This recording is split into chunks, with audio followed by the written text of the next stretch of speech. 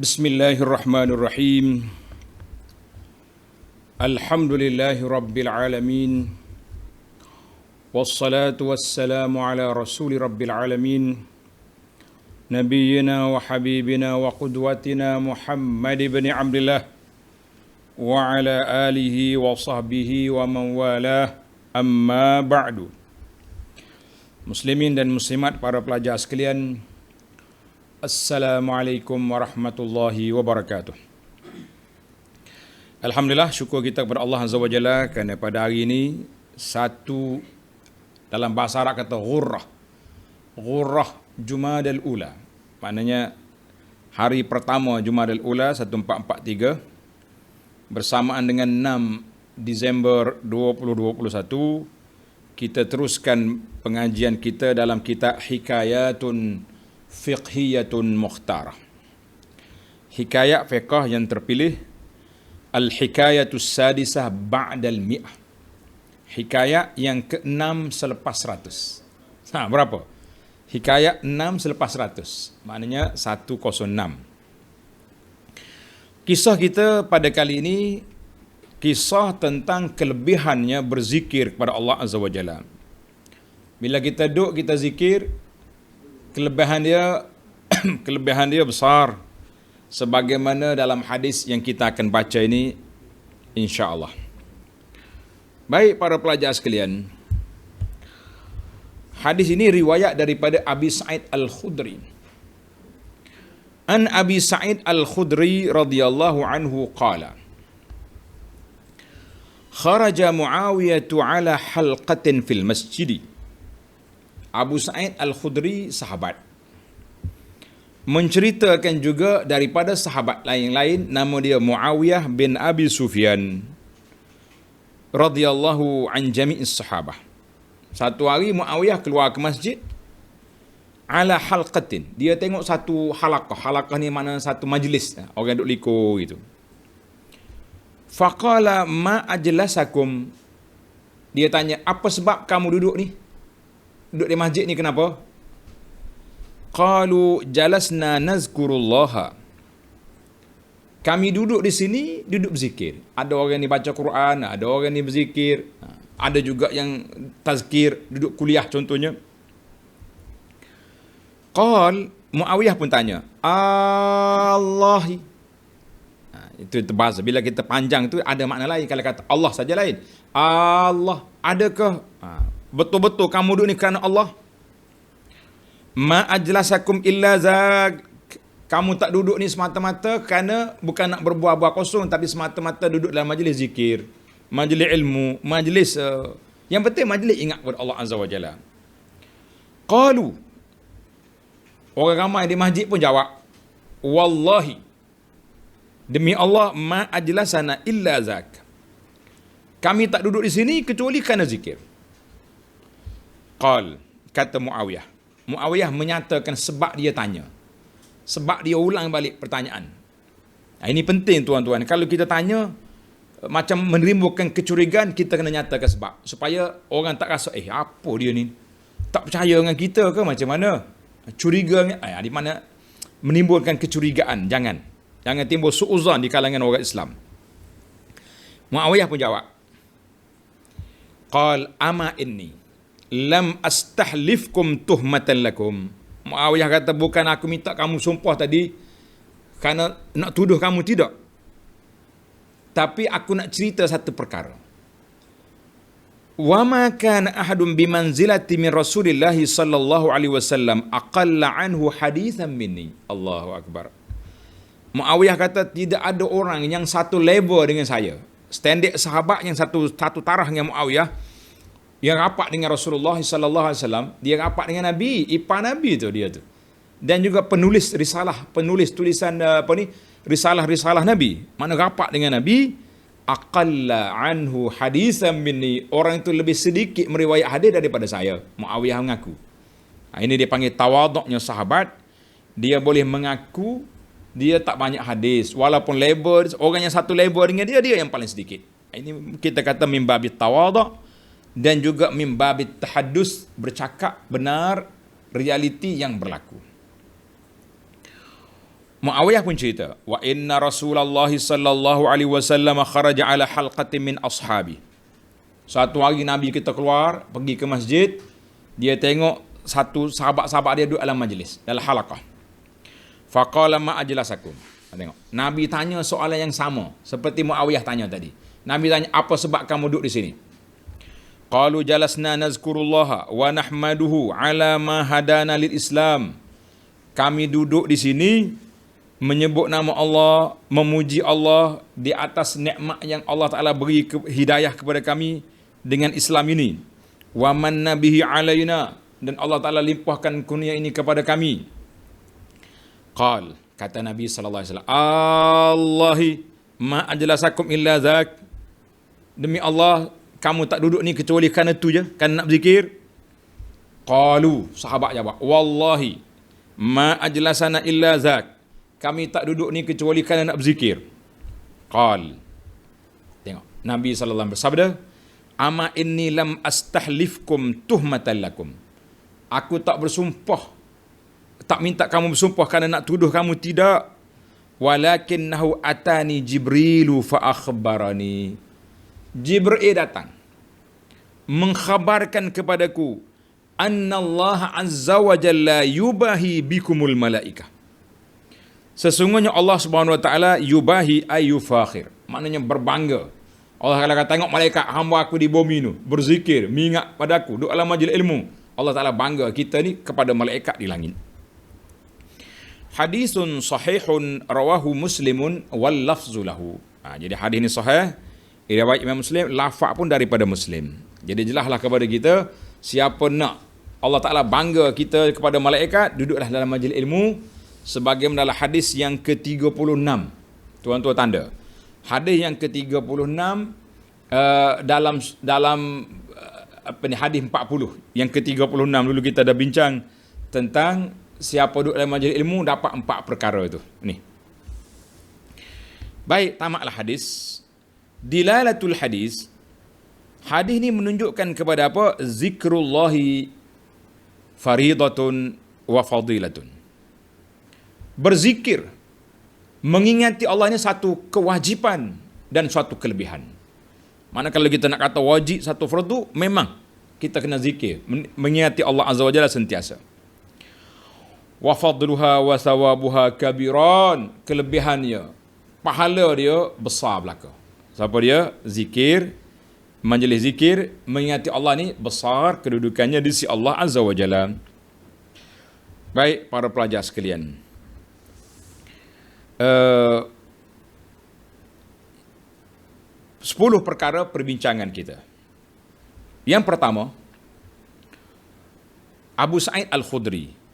Alhamdulillah, Abu Sa'id ini kita dah bincang dah tentang dia yang paling dekat sekali dalam kisah yang ke-98. Kisah yang ke-98 yang paling dekat, itu yang kita bincangkan. Baik. Abu Sa'id Al-Khudri, nama dia Sa'ad bin Malik bin Sinan Al-Khazraji Al-Ansari. Ibu dia nama Anisah binti Abi Harithah bin min Bani Adi ibn Najjar. An-Najjari Al-Ansari. Abu Sa'id ni minal huffaz al-mukthirin. Di antara ulama sahabat yang banyak menghafal hadis. Muktsiri maknanya banyak meriwayat hadis. Huffaz, ingatannya kuat. Minal ulama il-fudala al-uqala, ulama yang mempunyai kelebihan, yang cerdik. Keluarga dia bawa dia jumpa Nabi pada hari peperangan Uhud, faraddahu. Nabi kita tolak dia sebab masih belum balik. Ketika itu umur dia 13 tahun. Dan dia keluar yang pertama mengikuti Nabi sallallahu alaihi wasallam, iaitu dalam peperangan Banil Mustalik. Ketika itu umur dia sudah 15 tahun dan dia mati pada tahun 74 Hijrah. Itu ringkasnya. Tuan-tuan boleh dengar banyak kali dah cerita dia ni. Ketegasan Abu Sa'id Al-Khudri kita dah dengar dalam cerita yang ke-98 dulu. Undur balik ke sana lah. Yang kedua, Muawiyah. Muawiyah yang membawa cerita ni, yang bersumpah dengan para sahabat yang duduk, para jemaah yang ada dalam masjid. Muawiyah bersumpah Siapa dia Muawiyah? Muawiyah bin Abi Sufyan. Nah, Abu Sufyan tu nama dia Sakhar bin Harb bin Umayyah. Mak dia nama Hindun binti Utbah. Masyhurlah Hindun ni. Kan, di antara nama yang disebut-sebut dalam peperangan Uhud. Ada sebahagian ceritanya tidak betul. Tapi nama dia hebat. Hindun. Kunyah dia Abi Abdul Rahman. Kunyah Muawiyah Abu Abdul Rahman. Dia dan ayah dia Abu Sufyan masuk Islam pada hari pembukaan kota Mekah. Muawiyah ni salah seorang daripada penulis surat-surat Nabi sallallahu alaihi wasallam. Ada yang mengatakan min katabatil wahyi. Tapi para pengkaji kata tidak. Sebab Muawiyah ni masuk Islam kemudian dah. Tahun yang ke-8 dah dia masuk. Pembukaan kota Mekah. Tapi dia masih lagi menjadi penulis kepada surat-surat Nabi sallallahu alaihi wasallam. Kalau kata Muawiyah penulis surat, betul. Tapi kalau kata penulis wahyu, ada ulama yang mengatakan tidak begitu tepat. Kita kata wallahu alam. Boleh jadi dia tulis surat, boleh jadi dia tulis juga sebahagian daripada Quran. Wallahu alam. Jadi mati adik-adik dia Yazid, lantik dia, kemudian di Kaisariyah dia panggil. Dan dia buka pada bulan Syawal tahun 19. Yazid mati pada bulan Zulhijjah tahun yang sama. Ba'da mastakhlafu ala amali bisyam. Maka Yazid lantik dia, tak betul Yazid mati. Fa aqarrahu Umar. Sayyidina Umar kata, Muawiyah kekal kamu di Syam. Dan kemudian mari zaman Sayyidina Osman, aqarrahu ala ma kana alaih. Sayyidina Osman juga kekalkan dia di Syam. Hinggalah Sayyidina Osman wafat, dan selepas kematian Sayyidina Osman timbullah fitnah kumpulan yang menuntut darah Osman. Waqamatil fitnatu baina Ali wa Muawiyah. Maka timbullah fitnah yang panjang ceritalah, perang Siffinnya dengan perang Jamalnya, wallahu alam. Sebagaimana kata di para ulama, Allah Taala selamatkan darah kita Allah selamat tangan kita daripada darah para sahabat, selamatkan lidah kita daripada mencerca sahabat. Ingat tuan-tuan, kata-kata hikmah, kata-kata taujihat daripada ulama salaf. Dia kata Allah Ta'ala selamatkan tangan kamu dari darah para sahabat Nabi, selamatkan lidah kamu daripada mencerca sahabat. Ini tidak ni bawa Syiah ni hari-hari duk kutuk sahabat. Ramai juga yang terpengaruh dengan Syiah pun duk kutuk-kutuk sahabat ni. Buat apa kita? Siapa kita nak kutuk para sahabat? Apa yang berlaku di kalangan mereka, ijtihad minhum, kita serahlah kepada Allah Azza wa Jalla. Jadi mati Muawiyah di Dimash pada pertengahan kedua bulan Rajab tahun 60 Hijrah, dan dikebumikan di sana. Ketika itu umur dia sudah 78 tahun. Panjang juga umur dia. Jadi di sana, di masjid di Damsyik, ada masjid dia panggil Masjid Al-Amawi. Masjid Amawi ni, alhamdulillah saya sempat pergi ke Syam pada tahun 93. Kita melawat di sana sampai ke Raqqah, pergi ke tempat Hamah, tempat Khalid bin Walid, masjid dia ada di sana pada tahun 93. Kemudian tak dapat nak ulang balik lagi lah. Baik. Isu yang ketiga, Muawiyah bin Abi Sufyan radhiyallahu anhu. Dia ni siapa? Dia ipar Nabi, Sihrun Nabi. Sihrun makna ipar. Adik-beradik dia Ummu Habibah. Nama dia Ramlah binti Abi Sufyan, yang menjadi sebutan kita sentiasa apabila kempen tuan-tuan dan puan-puan, kempen projek mega mampu milik, hadis yang diriwayat oleh Ummu Habibah radhiyallahu anha wa an jami'i azwaj ummahatil mukminin. Jadi adik-beradik dia lah Ummu Habibah ni, nama dia Ramlah binti Abi Sufyan. Mana bilakah dia rapat dengan Nabi ni? Dia rapat dengan Nabi selepas masuk Islam, selepas buka kota Mekah. Dan Ummu Habibah ni sangat tegas Ummu Habibah dah kahwin lama dah dengan Nabi. Patutnya Abu Sufyan masuk Islam awal lah. Nabi tu menantu dia, anak dia pula duduk di bawah Nabi sallallahu alaihi wasallam. Tapi apa boleh buat, hidayah itu kuasa Allah.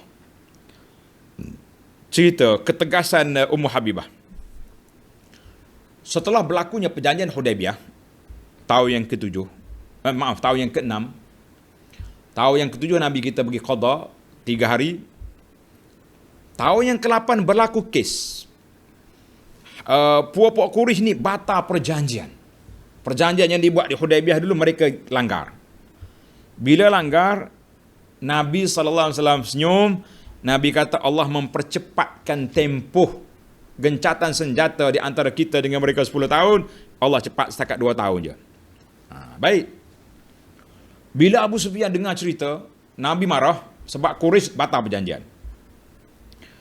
Dia pun berlari ke Madinah. Nak minta tambah balik. Nak orang panggil renew balik lah. Perjanjian di Hudaibiyah tadi jangan dibatalkan. Dia pun pergi rumah anak dia, Ummu Habibah, Ramlah. Bila masuk rumah, ada tikar.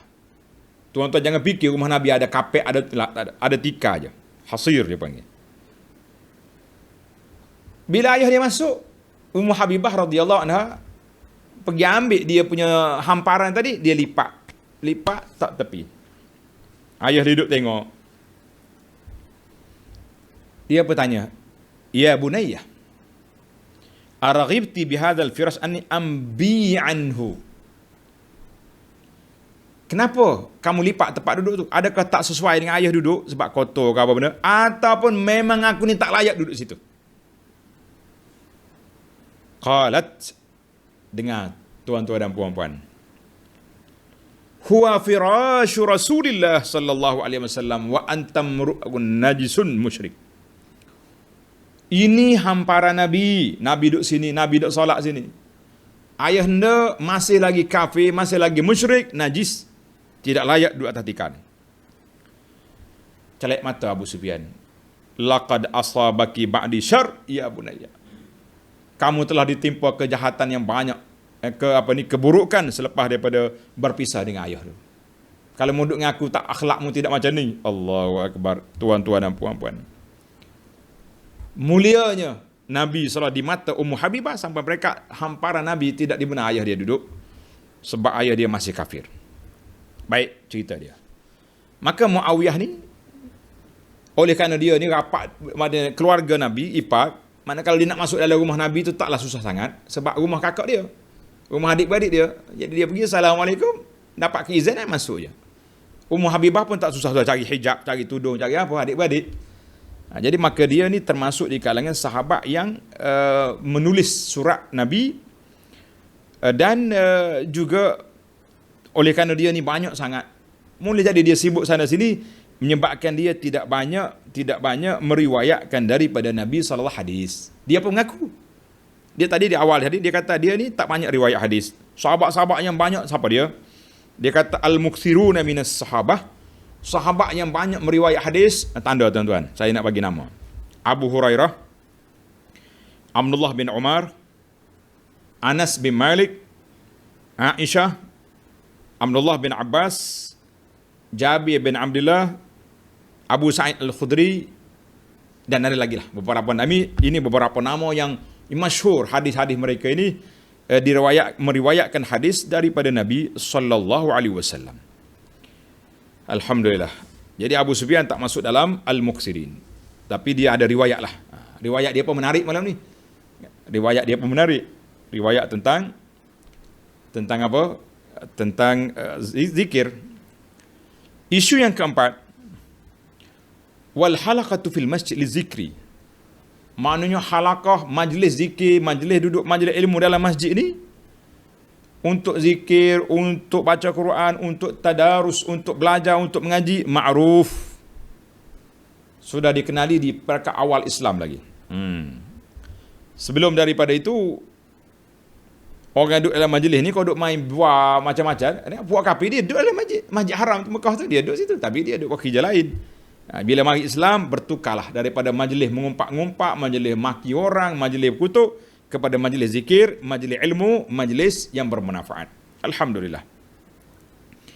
Jadi bila Nabi keluar, sahabat akan likun halaqah, nak dengar apa yang ucapan Nabi sallallahu alaihi wasallam. Maka dibenarkan kita buat majlis ilmu dalam masjid, dibenarkan dengan syarat jangan tidak menyempitkan orang nak solat. Nah, jadi kita waktu solat kita berhenti, kenapa nak sempit? Sebab itulah ada hadis yang melarang daripada kita buat majlis halaqah pada hari Jumaat. Hari Jumaat jangan buat halaqah-halaqah, orang mari awal nak solat, tak boleh. Sebab itulah kalau kita nak buat juga, kita buat kat ujung-ujung, kat belakang itu boleh. Eloknya begitu. Macam di Masjid Madinah, majlis halaqah yang nak belajar Syekh Atiyah ni duduk di ujung, di tengah-tengah tu. Dalam raudhah pun tak ada majlis ilmu di situ. Kalau ada pun 2-3 orang duduk mengaji Quran, itu pun kalau orang ramai dia tepi. Itu dia panggil jangan menyempitkan orang. Boleh lah. Oh, tak boleh ke? Ada hadis Nabi kata naha anit tahalluqi qabla salah yaumul Jumaah. Nabi kata larang buat majlis tazkirah sebelum solat Jumaat. Kita dah bahas panjang dulu dalam satu tajuk khas tentang hukum tazkirah sebelum solat Jumaat. Jadi ada ulama mengatakan boleh, tapi dengan syarat tidak mengganggu orang solat dan tidak menyempitkan orang solat. Sebab tu kalau eloknya kalau kita boleh nak buat majlis ni, kita duduk buat majlis di belakang. Depan tu bagi orang solat. Wallahu alam. Tapi asahnya kalau orang buat tak payah engkar lah. Tidak perlu diengkar. Nama kata, "Oi, ustaz ni engkar pula orang tak boleh nak buat kuliah belum Jumaat pula." Kita tak kata macam tu. Tapi ada larangan di situ, mana ada dawabit dia. Dawabit. Baik. Yang kelima, tadi Syekh kata apa? Apa ni? Zikir. Zikir ni satu kewajipan. Kewajipan tu maksudnya sama ada dia dalam bentuk wajib sungguh ataupun dalam bentuk sunat yang sangat digalakkan. Mana kewajipan untuk saya membantu. Yang ni bantu banyak mana? Itu maksud dia. Jadi kalau kita kata wajib sungguh, mana memang kita kena berzikir. Memang kena berzikir pun. Sebab Allah Ta'ala dah sebut dalam Quran, dalam suratul Ahzab, Ya ayyuhalladzina amanu zkurullaha zikran kathira wasabbihuhu bukratan wa asila. Wahai orang yang beriman, sebutlah nama Allah dengan sebutan yang banyak dan bertasbihlah pada waktu pagi dan petang. Mana kita kena zikir ni. Jadi kata di para ulama, arahan itu berbentuk wajib. Ada ulama kata arahan ini galakkan supaya kita kena banyak berzikir. Kata Ibnu Abbas radhiyallahu anhuma, Ibnu Abbas kata apa? Inna Allah Ta'ala lam yufrid ala ibadihi faridah. Allah Ta'ala tidak fardukan satu-satu amalan ke atas hambanya kecuali dia letakkan had yang maklum. Dan solat 5 kali sehari. Solat 5 kali. Solat yang ke-6 tak masuk dah. 5 je waktu solat yang wajib. Itu dia panggil fardu. Bila Allah Ta'ala fardukan satu-satu fardu ibadat, Allah Ta'ala letakkan suatu sempadan ataupun bilangan berapa. Kemudian Allah Ta'ala beri keuzuran. Kalau berlaku keuzuran, tak boleh buat, beri maafkan. Contohnya, ghairaz zikr. Zikir, tidak. Allah Ta'ala tidak jadikan bagi zikir had dan yuntaha ilaih. Tidak ada sempadan. Zikir 100, 200 cukup. Tak. Tuhan tak bagi had dalam bab zikir. Kenapa? Tuan-tuan tengok. Tuan-tuan tengok. Allahu Akbar. Dalam Al-Quran Tuhan kata, Fazkurullah. Tanda tuan-tuan. Surah An-Nisa ayat 105. Fazkurullaha qiyaman. Sebutlah nama Allah waktu kamu berdiri. Wa qu'udan, ketika duduk. Wa ala junubikum, ketika tidur. Maknanya, semua keadaan kena ingat pada Allah Ta'ala. Dalam ayat yang kita baca tadi, Ya ayyuhalladzina amanu zkurullaha zikran katsira. Zikir banyak. Wasabbihuhu bukratan wa asila. Pagi petang kena zikir. Maka kata Ibnu Abbas radhiyallahu anhuma, ayat ini menunjukkan bahawa zikir pagi, petang, siang, malam, di mana tempat sekalipun, tidak ada zikir walam tidak diberi keuzuran pada seorang illa maghluban ala tarkihi, kecuali orang tu terpaksa kena tinggalkan zikir. Duduk dalam majlis, dalam tandas, tak boleh zikir. Itu je.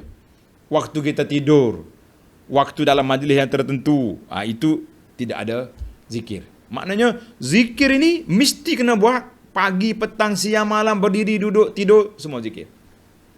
Sebab itulah dalam kitab kita ni, para pelajar sekalian, dalam kitab Perisai Muslim, zikir, saya namakan kitab ini zikir daripada bangun tidur sampai tidur balik. Semua pergerakan kita sebut nama Allah. Bismillah, Alhamdulillah, Subhanallah, ada belaka. Ini di antara perkara menarik yang saya nak sebut. Kata-kata Ibnu Abbas tadi, Alhamdulillah, telah disebut oleh Ibnu Katsir dan lain-lain. Ibnu Abbas kata, Allah Ta'ala fardukan zikir tanpa limit. Semua keadaan kena zikir. Dan di antara rahmat Allah Azza wa Jalla kepada hamba dia yang Muslim, walaupun seorang yang derhaka, orang ni ahli maksiat, tapi dia sebut juga nama Allah. Contohnya, kadang-kadang dia tak apa ni, dia tak niat nak zikir pun, tapi sebut nama Allah juga dah. Bila dia tengok benda pelik, subhanallah, contohnya. Kalau perangai Arab memang dia suka sebut nama Allah. Nak panggil orang, ya Allah, ya Allah, ya Allah, ya Allah, ya Allah, ya Allah, mana cepat. Nak masuk rumah, ya Allah. Jadi ada saja. Walaupun orang ni dikira orang yang tidak ahli zikir pun, ahli maksiat pun, dia sebut juga nama Allah secara spontan. Itu dikira zikir, walaupun zikir yang walaupun nipis, hanya di bibir mulut, tapi sebut juga nama Allah. Daripada sebut mencarut, orang Kelantan kata mengapo tu, baik dia sebut nama Allah. Sebab itulah kalau ada orang latah ni, suka mudah melatah, kan kita cokek sikit.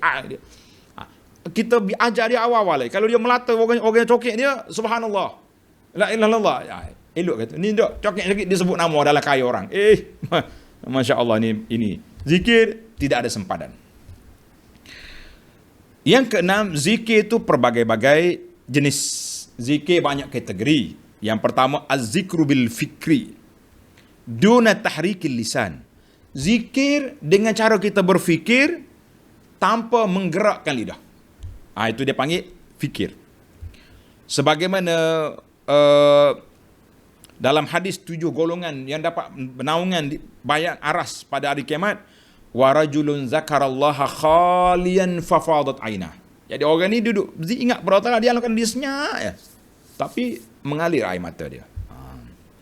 Wa fi tarbiyati Muhammad bin Sawal ibni ukhtihi Sahal bin Abdullah At-Tustari, dan Muhammad bin Sawal ni dia latih anak saudara dia Sahal At-Tustari ni, kenal ahli tasawuf ni. Ketika itu umur dia baru 3 tahun. Dia kata apa? Dengar tuan-tuan, kita kena latih anak-anak kita ni. Dia kata, qul biqalbika thalatha marat, mu kena sebut dalam hatimu tiap hari 3 kali. Tak payah gerak lidah. Apa dia? Allah ma'i, Allah nazirun ilai, Allah syahidi. Allah bersama dengan aku, beri pertolongan, beri bantuan. Yang kedua, Allah tengok pada aku. Dan yang ketiga, Allah menyaksikan, menjadi saksi pada aku. Jadi kata di Sahal,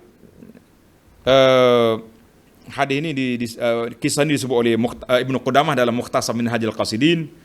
Dia kata apa? Kalau kita latih budak ni 3 tahun, dia ingat Allah tengok ke dia, Allah saksi dia, Allah Ta'ala tahu pada dia, sudah tentulah ini cara dia panggil latihan zikir fikir. Az-zikru bil fikri. Alhamdulillah. Yang kedua, az-zikru bil lisan, zikir dengan lidah. Ini yang kita duk kempen ni. Subhanallah, alhamdulillah, wa la ilaha illallah, wallahu akbar. Subhanallah, walhamdulillah, wa la ilaha illallah, wallahu akbar. Ini menarik. Yang ketiga, tazakkur al-jahiliyah. Di antaranya kita kena ingat zaman-zaman jahiliyah, zaman lara dulu. Ingat. Dulu kita kena tipu, kita kena goda, kita kena macam-macam. Maka ketika itu bila kita ingat Allah Ta'ala bagi hidayah kepada kita, ketika itu datang keinsafan. Sebagaimana kata di Sayyidina Umar, la ya'riful Islam man lam yansha' fil jahiliyah. Orang yang besar dalam Islam, mungkin dia tak kenal jahiliyah. Maka orang ni bahaya. Kadang-kadang dia terjebak dengan benda yang tak baik. Jadi kita katalah, jadi kalau kita orang beriman ni kita fikir dulu aku lara dulu, itu dia panggil di antara kategori fikir. Ingat kepada kisah-kisah yang lalu, yang lampau, tapi jangan cerita dengan orang. Saya dulu jahiliah. Saya di antara yang saya tak suka sangat-sangat ni, orang mari mengaku, dia kata, "Ustaz, saya dulu jahiliah." Saya terkejut. Apa? Jahiliah? Ya. Awak sempat ke dengan mendiang Abu Jahal? Bila ditanya dia terkejut. Kenapa macam tu? Kenapa nisbah diri kepada keburukan yang sangat melampau itu? Abu Jahiliah ni, dalam kepala orang bila dengar jahiliah, semua package ada. Zina, rogo, bunuh orang, bunuh anak hidup-hidup, macam-macam kejahatan. Kita kata kita lara dulu, mana sabar sikit. Tak boleh jadi, ni jahiliah ni kenapa? Baik. Yang keempat dah. Yang keempat, tazakkur, hendaklah kita sentiasa mengingati nikmat Allah Azza wa Jalla kepada kita. Bila kita ingat nikmat, ya ayyuhana syukuru nikmatullah, bila kita ingat nikmat, kita syukur. Alhamdulillah. Ingatlah, dulu aku susah. Pergi sekolah berhenti 2 kali, berhenti basikal, cabut rata. Berhenti tepi jalan, ikat kasut, cabut tapak. Sekarang ni masya-Allah, kita punya kasut 3 almari. Kena bayar zakat kalau kasut kena zakat. Contohnya. Syukur. Itu di antara cara kita ingat pada Allah Azza wa Jalla. Baik, kita berpindah kepada Allah Subhanahu wa taala mengarahkan orang beriman dalam ayat tadi, ayat Al-Ahzab 41-42, supaya berzikir banyak. Setakat mana kita kena zikir? Apakah sempadan zikir itu setakat mana? Jadi Allah Ta'ala sebut dalam surah Al-Imran, alladhina yazkurunallaha qiyaman, berdiri, duduk dan juga waktu tidur. Maknanya semua keadaan kita tu zikir sentiasa. Bukan maknanya nak zikir kena berdiri. Apalagi kalau zikir melompat, lagi teruk. Zikir berdiri, apalagi kalau zikir melompat, lagi dahsyat. Nabi SAW sebut dalam hadis yang sahih, Nabi kata apa? Nabi kita nasihat kepada Abdullah bin Busr ketika dia mengadu dia ni tak larat nak zikir. Nabi kata tak larat nak ibadat. Nabi kata la yazalu lisanuka ratban min zikrillah, biarlah lidahmu sentiasa basah menyebut nama Allah. Jadi kita cakap ibadat lain kita tak larat, tapi zikir mesti kita larat. Sambil duduk, sambil berdiri, duduk atas hospital, wayar penuh, subhanallah, alhamdulillah, wala ilaha illallah, wallahu akbar. Mampu buat. Siapa kata tak mampu? Yang tak mampu tu Ibn Abbas kata maghlub, orang yang dikalahkan oleh syaitan, orang tak boleh berzikir, na'udzubillah. Dan Ibn Abbas kata sebutlah nama Allah Ta'ala malam, siang, di lautan, di darat, di laut, ketika musafir, ketika di kampung, ketika kaya, ketika miskin, ketika sehat, ketika sakit, ketika sembunyi, ketika ramai, dan semua keadaan sebagaimana yang dinukilkan oleh Ibn Abbas tadi. Maka kita mengatakan eloknya tip zikir ni setakat mana?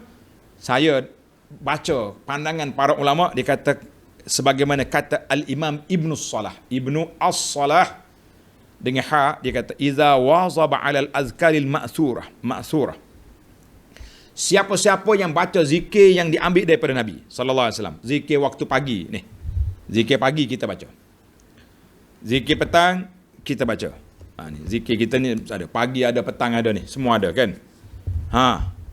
Zikir awqat ahwal mukhtalifah, zikir mengikut pergerakan. Ni dalam kitab kita Perisai Muslim, semua zikir ada, daripada bangun tidur sampai ke tidur balik ada belaka. Orang tu kana minaz zakirinallaha katsiran waz zakirat, termasuklah orang yang banyak zikir, laki-laki yang banyak zikir dan perempuan yang banyak zikir. Alhamdulillah. Tuan-tuan ambillah zikir Perisai Muslim kita ni, baca sentiasa pagi, petang, siang, malam.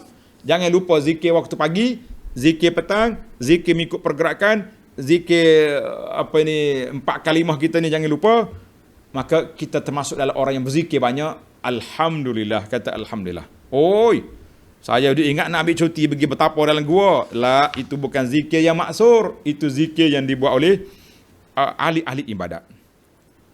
Baik, kita berpindah kepada adab zikir. Di antara adab-adab yang asasi dalam zikir diambil daripada ayat surah Al-A'raf. Tanda tuan-tuan. Surah Al-A'raf ayat 205. Suratul A'raf ayat 205. Allah kata wadhkur rabbaka fi nafsik tadarruan wa khifah wa dunal jahri minal qawli bil ghuduwi wal asal wa la takum minal ghafilin. Sebutlah nama Allah Ta'ala dalam dirimu. Mana sentiasa kita ingat Allah. Tadarru' merendah diri, khifah dalam keadaan yang takut, dunal jahri tidak begitu suara kuat, tak ada. Bil ghuduwi wal asal, pagi petang, jangan lupa sekali-kali. Maka di sini para ulama mengatakan zahir nas ini menunjukkan mutlaquz zikri. Zikirlah banyak mana pun, sama ada baca Quran ataupun zikir yang biasa ni, menunjukkan kepada ayat ini menunjukkan kepada adab zikir. Yang pertama, jangan suara kuat-kuat, tak ada. Ni kalau nak berzikir ya apa ni? Afdaluz zikri la ilaha illallah, tegak perau tukar gia 5 tegak bergonjek rumah orang. Jangan zikir biar beradab kita dengan Allah Azza. Kita sebut nama Allah ni, Allah la ilaha illallah subhanallah ni. Allah ni zikir ke apa macam ni? And yang kedua, adab yang kedua at-tadarru', bi makna at-tazallul, naklah kita merendah diri kepada Allah. Kita zikir tu dengan kita ingat pada Allah Azza wa Jalla. Jangan duduk menghanguk-hanguk saja. Yang ketiga, yastash'ir. Ketika kita berzikir, kita ingat takut pada Allah, kita gerung pada Allah li'izami sultani, kerana kuasa Allah Ta'ala yang sangat agung, yang sangat besar. Jadi kita fikir subhanallah, kita niat kita memuji Allah. Subhanallahil azim, maha suci Allah Ta'ala yang maha agung. Naik. Bagus betul. Yang ketiga, yang keempat, al-ikhlasu fi zikri. Kita naklah ikhlas waktu kita zikir tu. Ikhlas waktu kita zikir.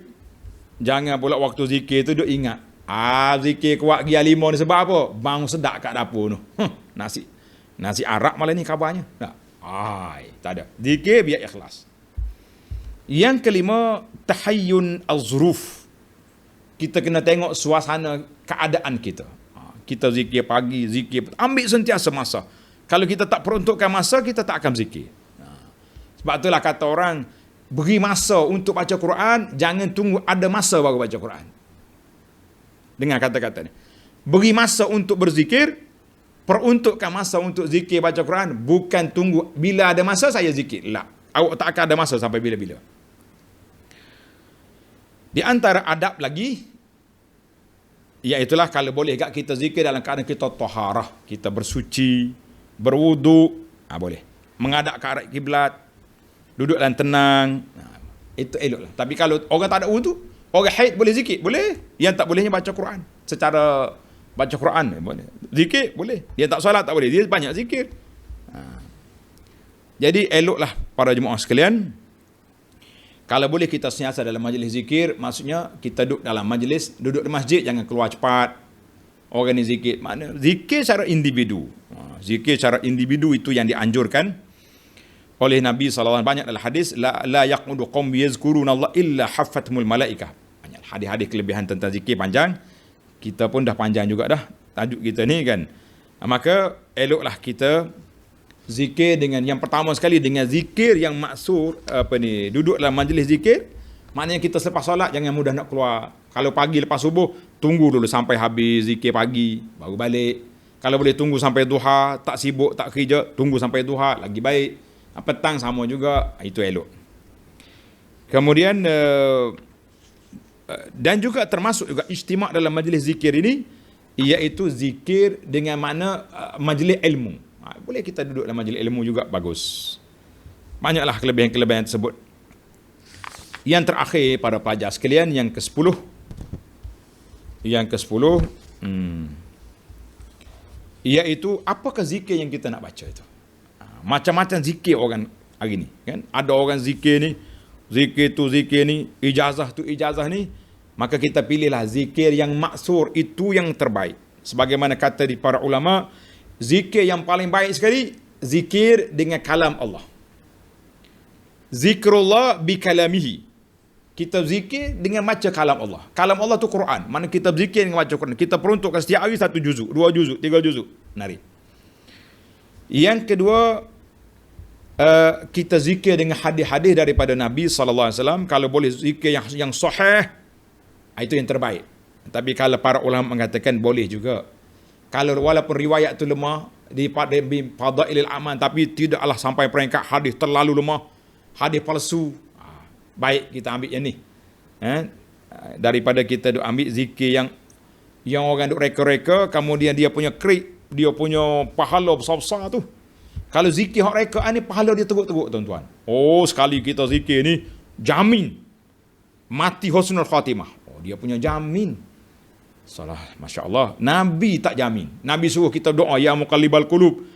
Orang ni berani. Mu ambil zikir aku ni jamin husnul khatimah, jamin tak miskin, rezeki mari masuk bawah bantal, bawah tilam je, tak dia punya tinggi. Nah, lagi tinggi darjat, lagi tinggi sampai peringkat tembok tak meletup. Orang panggil tetak tak lu. Ni dipanggil zikir melampau. Jangan. Jadi kita ambillah zikir-zikir yang baik-baik. Jadi zikir yang mana? Kalau zaman dulu masyhur Al-Ma'surat contohnya yang disusun oleh Syekh Hasan rahimahullah. Jadi kemudian kita tengok banyak dah zikir-zikir ni. Di antaranya Perisai Muslim ada. Abu Anas tolong ringkaskan. Ada orang tanya, dia kata zikir ni macam lebih kurang yang maksurat je. Apa beza? Kata tak ada beza. Apa? Bezanya saya pilih ya. Yang saya nak ambil, yang riwayat-riwayat yang baik-baik kita ambil. Oh, dia kata, ulama kata boleh je riwayat lemah dalam bab zikir. Boleh, tapi hak ni pun tak habis ni. Yang sahih pun tak habis, sibuk nak ambil yang lain pula. Kita kata utamakan ini dulu. Jadi eloklah kalau kita boleh zikir-zikir, kita ambil yang maksud daripada Nabi SAW ataupun zikir-zikir yang lain, tapi yang makna dia betul dan tidak ada pulangan pahala yang dijanjikan melampau-lampau, maka itu dia panggil termasuk dalam rekaan, dalam ibadat, tak payah. Ni banyak orang ni pelik-pelik ni. Kadang-kadang buat mari ijazah tu ijazah ni. Bila kita semak siapa dia penulis dia di negeri dia terkenal dengan kumpulan yang disebut sebagai orang yang tidak betul dari sudut perjalanan hidup dia. Dia panggil menyeleweng. Saya tak sebutlah nama kumpulan-kumpulan ni. Timbul masalah. Baiklah kita ambil yang betul-betul sahih daripada Nabi. Memadai. Alhamdulillah. Ibnu Salah kata, kamu zikir pagi petang, zikir lepas salat, zikir ikut pergerakan, termasuk minaz zakirin Allah katsiran waz zakirat. Kita kata Alhamdulillah. Maka Alhamdulillah apabila kita dapat baca Quran, baca zikir-zikir yang mari daripada yang maksur, daripada hadis Nabi SAW, maka kesimpulannya kita kena ikhlas dengan suara yang perlahan, baca setiap waktu yang ditetapkan oleh syarak, pagi, petang, selepas solat, ikut pergerakan, dan sentiasalah kita sentiasalah kita berzikir dengan keadaan khusyuk dan mengingati Allah Azza wa Jalla. Mudah-mudahan kita termasuk dalam minaz zakirin Allah katsiran waz zakirat. Saya nasihatkan jangan lupa, jangan tinggalkan zikir pagi petang. Jangan lupa zikir selepas solat. Ni kita dah bagi kad kita ni. Jangan lupa zikir ikut pergerakan. Mudah-mudahan kita sudah di layak untuk duduk di bawah kategori minaz zakirin Allah katsiran waz zakirat. Allahumma ja'alna minaz zakirin. Ya Allah, jadikan kami termasuk hamba-Mu yang sentiasa berzikir dengan lidah, dengan hati, dengan anggota. Mudah-mudahan kita layak untuk menerima syurga Allah Azza wa Jalla. Baik, tamat setakat itu dulu. Subhanakallahumma hamdika asyhadu an la ilaha illa anta astaghfiruka wa atubu ilaik. Wa sallallahu ala nabiyyina Muhammadin wa ala alihi wa sahbihi ajma'in. Walhamdulillahi rabbil alamin. Wassalamualaikum warahmatullahi wabarakatuh.